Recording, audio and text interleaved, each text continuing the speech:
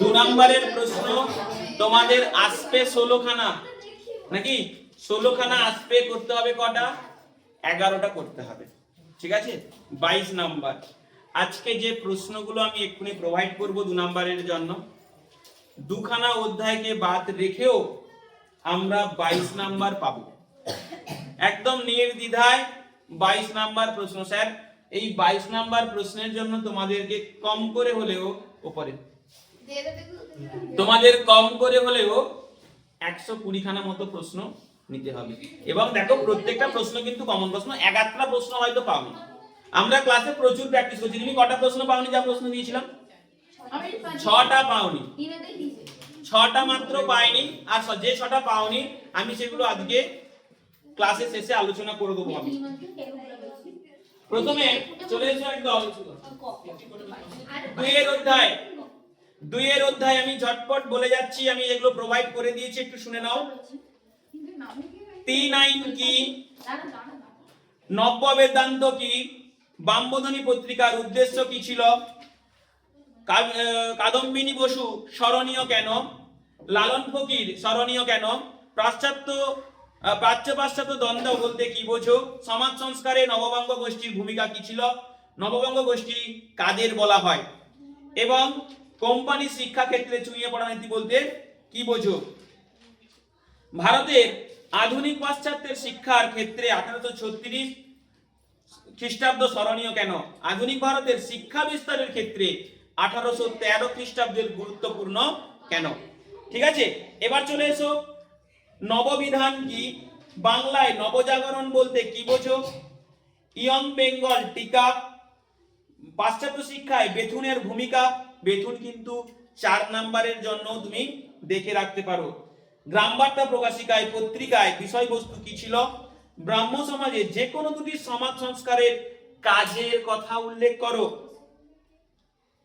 তারপরে মেকলেমেন্ট কি, মধুসূদন গুপ্ত স্মরণীয় কেন, স্কুল বুক সোসাইটি কেন প্রতিষ্ঠিত হয়, ভারতের আধুনিক শিক্ষা ব্যবস্থার প্রসার ক্ষেত্রে চার্লস উডের দুটি সুপারিশ উল্লেখ করো, ফোর্ট উইলিয়াম কলেজ কেন প্রতিষ্ঠিত হয়, ভারতবর্ষীয় ব্রাহ্ম সমাজের বিভক্ত হলো কেন। 2 নম্বর অধ্যায় থেকে মাত্র 24 খানা প্রশ্ন। 2 নম্বর অধ্যায় থেকে এটা 1 নম্বর অধ্যায়, 2 এর অধ্যায়, সরি 2 এর অধ্যায়। 1 এর অধ্যায় আমি তোমাদেরকে প্রোভাইড করিনি, নাকি 1 আর 2 এর শর্ট প্রশ্ন, 2 নম্বরের প্রশ্ন করতে লাগবে না, এটাকে বাদ রাখো। 1 এর অধ্যায় থেকে চলো, তারপর 3 এর অধ্যায় আসো, 3 এর অধ্যায় চলে আসো।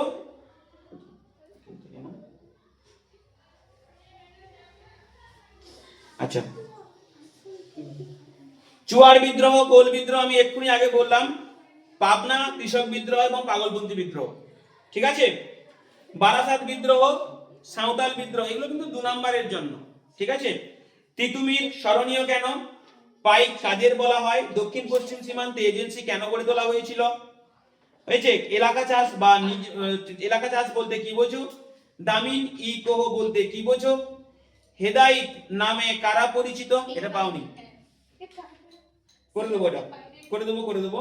তারপর পাইকান জমি কি, ফরাজি আন্দোলনের লক্ষ্য কি ছিল, ঔপনিবেশিক অরণ্য আইন কি, তারিক ই মোহাম্মদ দিয়া বলতে কি বোঝো, এটাও পাওনি নিশ্চয়ই, এটা পেয়েছো তো।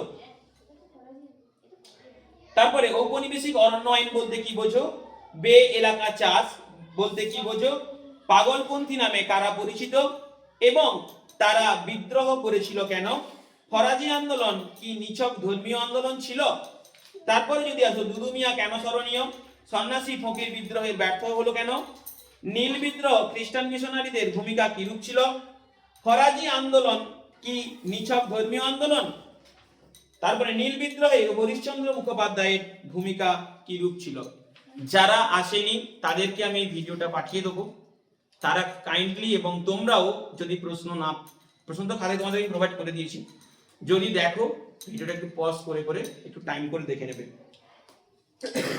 নীল বিদ্রোহে হরিশ্চন্দ্র মুখোপাধ্যায়ের ভূমিকা কি রূপ ছিল, নীলকররা নীল চাষীদের উপর কিভাবে অত্যাচার করত তা সংক্ষেপে লেখো।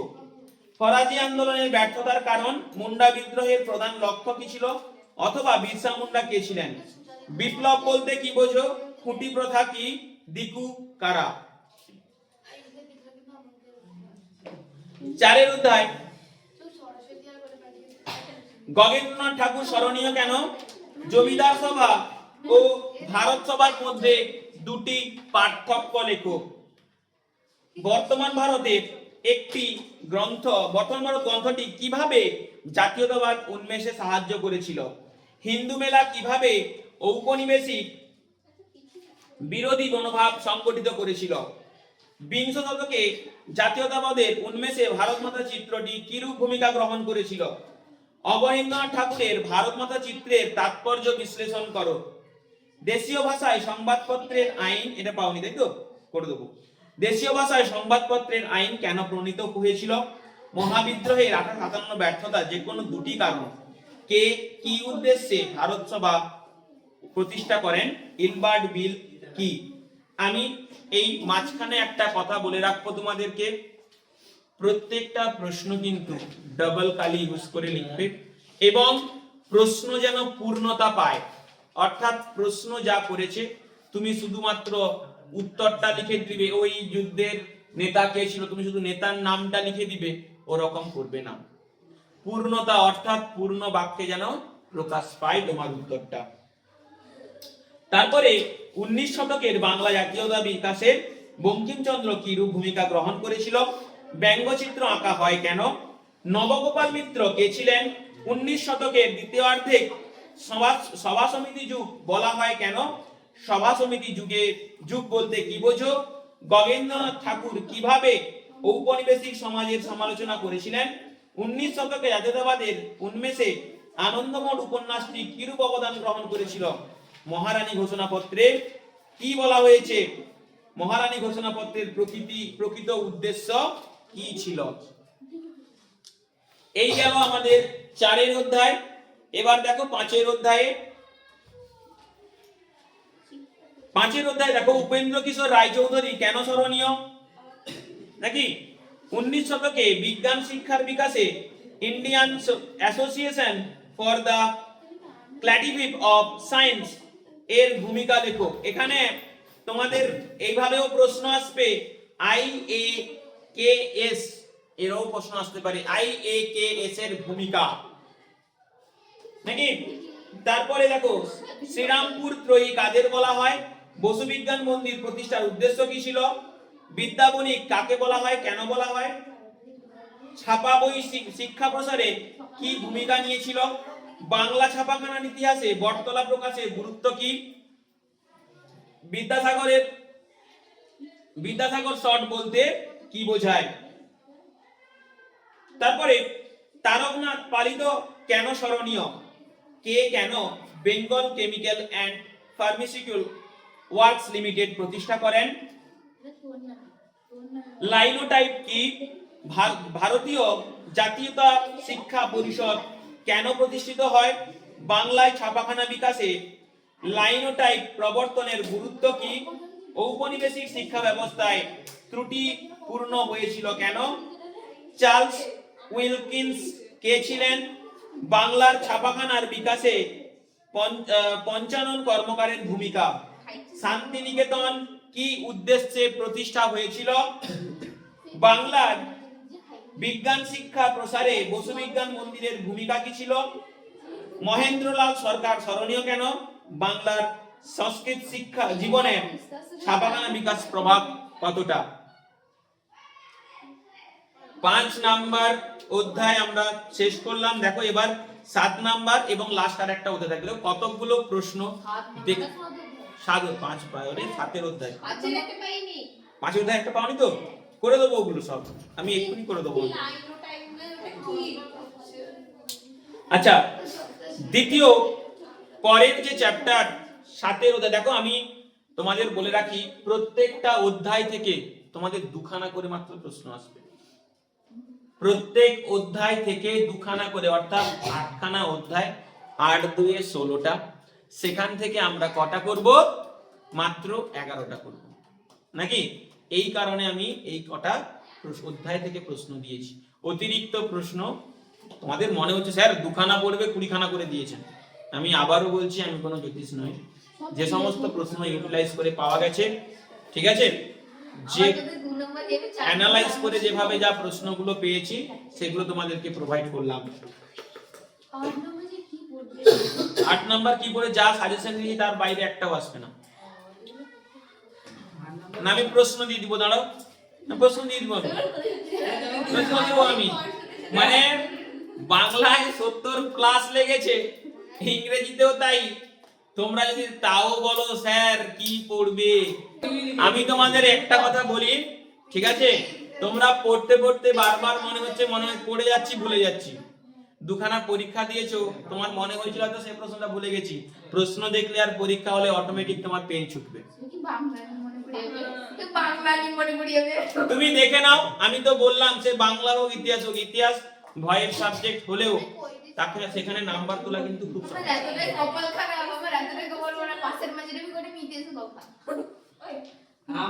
চলো 7 অধ্যায় যতীন দাস, কথা বলো না।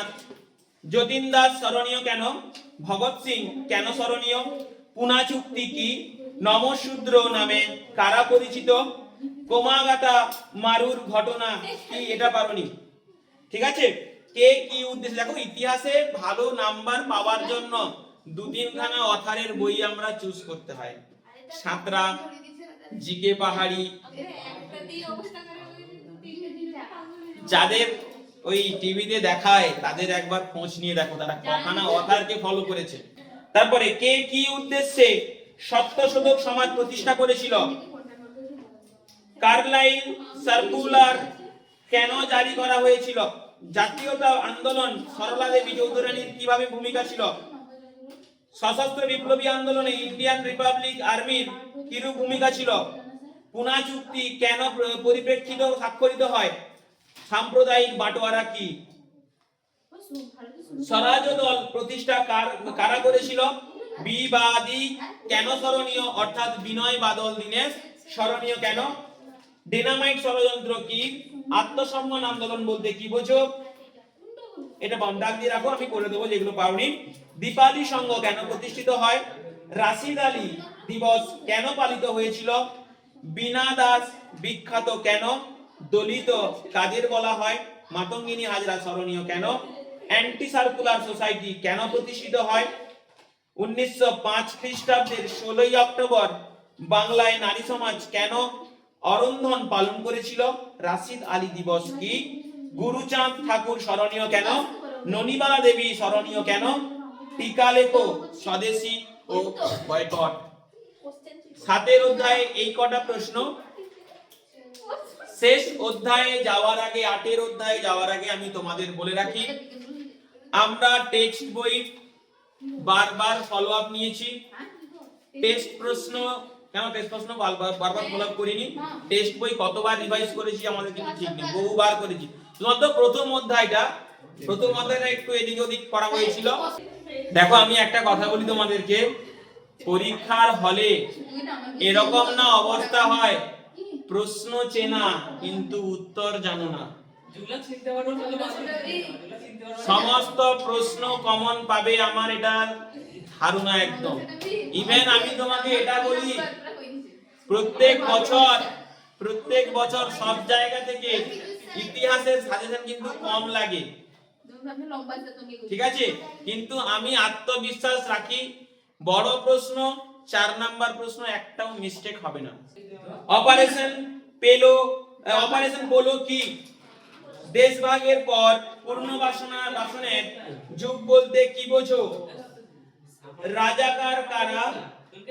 1947 খ্রিস্টাব্দে সর্দার বল্লভভাই প্যাটেল ভারতের দেশীয় রাজ্যগুলির স্বাধীনতা দাবি অগ্রাহ্য করেছিল কেন? 1950 খ্রিস্টাব্দে 26শে জানুয়ারি ভারতের ইতিহাস গুরুত্বপূর্ণ কেন? মাউন্টব্যাটেনের প্রস্তাব কি? জেভিপি কমিটি কেন গঠিত হয়েছিল? প্রিন্সলি স্টেট কাদের বলা হতো? লাইন অফ কন্ট্রোলের জায়গায় তোমাদের কিন্তু নিয়ে নিতে পারে এলওসি কি? তোমরা ওই বর্ডার মুভির যে লাইনটা এলওসি সেটা লিখে ফেলো না যেন। ঠিক আছে, অপ্রাসঙ্গিক তথ্য কিন্তু কোনো রকম খাতায় ইনপুট করব না, খাতা বাতিল হতে পারে। উল্টো পাল্টা ভাবে লিখে দিয়ে আসবে, দিয়ে নিচে লিখে দিবে আমি খুব গরিব বাড়ির ছেলে মেয়ে। মেয়েরা লিখে দিতে পারে আমাদের রেজাল্ট না ভালো হলে বাড়ি থেকে বিয়ে দিয়ে দিবে বলেছে। এই রকম ধরনের লেখা লিখবে।